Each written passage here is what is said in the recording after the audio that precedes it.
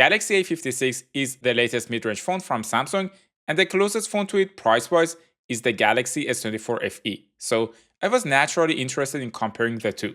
I found many interesting things during the comparison that make decision-making difficult. I am Mo, and I bought the Galaxy A56 for around €380, while the Galaxy S24 FE right now is around €420, so the difference is not that huge. The back of the Galaxy A and S series used to be similar, but now Samsung has introduced a new camera bump design for the A56 that differentiates it from the Galaxy S24 FE.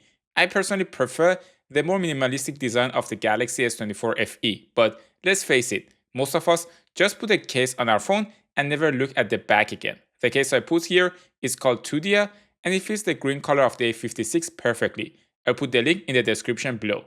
From the front, they both look identical. They are in fact almost identical panels, and they are both 120Hz, the same 6.7 inches, and also get equally bright.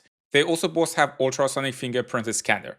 The only difference I found between them is the pulse width modulation, or PWM, basically the rate at which the screen refreshes. And in this case, the S24 FE is in a much better place. So if you're slightly PWM sensitive, go for the S24 FE. The S24 FE, despite having a smaller battery capacity of 4700 mAh instead of 5000 mAh, is 15 grams heavier, which is noticeable. Maybe because it has wireless charging. For wired charging, the A56 is faster and supports up to 45 watts compared to 25 watts on the S24 FE. That doesn't mean that A56 charges twice as fast though. Also, the S24 FE supports reverse charging, which is a great feature when you are in a pinch.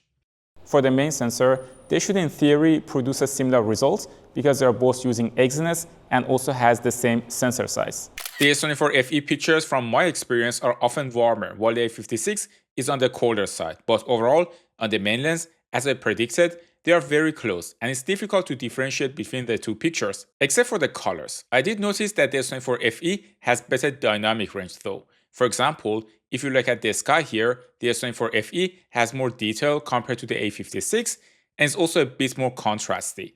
For indoor pictures, I also see that the S24 FE has a slightly more lifted shadows compared to the A56. The color processing on them can sometimes be very different, and sometimes the A56 misses the mark by not getting the white balance right.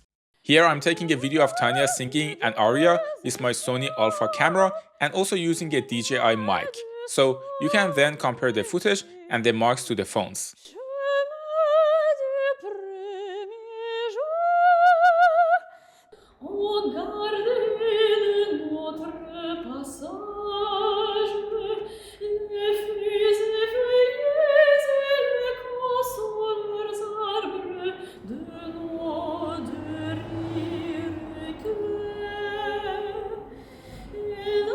What I did notice is that the A56 is doing a lot of focus hunting, and this could be due to processing or the lens itself. It is hard to tell.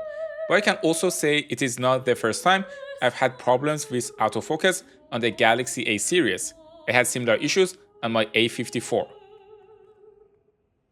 They don't have a large ultra-wide sensor, but it does okay when there is enough light in the room. When zooming in, again, the S24 FE image is warmer, but the details are similar. The Galaxy S24 FE also has a third telephoto lens, but on the A56, you only have two lenses. That extra telephoto sensor is useful when you are taking portrait photos. The A56 can also take zoom pictures, but the phone crops from the main sensor, so the quality will be lower compared to the dedicated sensor on the S24 FE. The A56 can zoom up to 10 times, as you can see in this picture. With the S24 FE, you can zoom up to 30 times, which is something useful from time to time, like if you want to see what the statue is holding. One feature that is missing on the Galaxy A56 is the portrait video mode. I personally don't use this mode at all, but I know it is very common for social media, so I'm just telling you to be aware. You can take portrait photos with both phones to create artificial depth. Neither does a great job with hair processing, and with the Galaxy A56, the zoom on portrait mode is capped at 2 times. For night shots with the main lens, surprisingly, the A56 did a better color processing. Also, if having a Tesla these days doesn't feel great, imagine having a pink one. Neither phone is great at processing night lights, but the S24 FE does a slightly better job. For the ultrawide lens, the S24FE has too much of a yellow tone, but if we zoom in, it also makes the pictures less noisy compared to the A56. It is not surprising that the S24FE can take better zoom pictures at night too and pack in more detail. I also noticed that the A56 tends to saturate colors more compared to the S24FE. By the way, write down in the comments if you watch anime and what is your favorite. I am actually curious. My favorite is Code Geass. They both also have a food mode where they elevate the saturation when you take a picture in that mode. For the selfie camera, it is more or less the same. I feel the S24FE retained the highlights a bit better compared to A56. Overall, with the main lens and ultra-wide, the difference is minimal, but if you start to zoom more than 3 times, you'll notice that S24FE has an edge. The S24FE can also process videos better due to the better processor and improved algorithms. Regarding performance, the S24FE is running on the Exynos 2400E, while the A56 is running on the Exynos 1580. And let me just tell you the difference in daily task. The S24FE can run hot, and I'll show you in a minute. On the other hand, the A56 stays super cool, but it can lag and it's not going to be as smooth as the S24FE, so you have to pick your poison. To test the thermals and performance more accurately, I ran a few tests. First, I played YouTube for around an hour on Wi-Fi, and by the end of it, neither of them really overheated. Then I ran Google Meet, and the phones were talking to each other. This test is heavy since I was running both phones on 5G. By the end of the test, the A56 stayed cool, but the S24FE was on fire and got over 36 degrees Celsius, which is 98 Fahrenheit. So just to be aware, even during simple tasks like video calling or recording 4K video, you might face your phone running hot on the Exynos 2400E. For performance, I ran Geekbench. In this test, the S24FE got 6300, while the A56 got 3600. In my personal experience, this is an accurate number. When gaming or doing other tasks, you get much better performance on the S24FE. I also ran Antutu, which is a benchmark that tests many things beyond just the chipset. On the test, the S24FE got 1.5 million, while the A56 scored 7800K. This is a pretty accurate representation of the performance difference between these phones. When it comes to battery life, it is difficult to compare the phones since it is a comparison of apples to oranges. Mid-range phones usually have better battery life in daily use since the processor works less even for simple tasks like taking a video.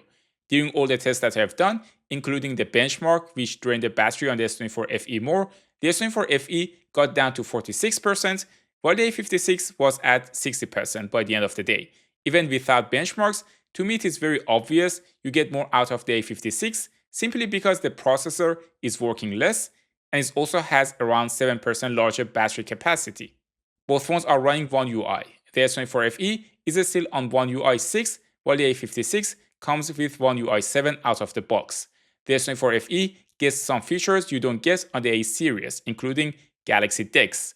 Also, when One UI 7 is released for the S24FE, it is likely get locked and some other useful camera features that will be missing on the A56. Overall, if you are looking for performance, a telephoto lens, wireless charging, and additional features like Dex, the S24FE is definitely a better choice and offers better value for money. But if you don't really care about all of those features, and instead you care about your phone not running hot, better battery life, and saving a bit money, the A56 is the right pick for you. They are both great devices for different target demographics. If you enjoyed this video, you can watch a camera comparison of A56 versus S25 versus S25 Ultra next. Thanks for tuning into Tecmo, and I will see you in the next one.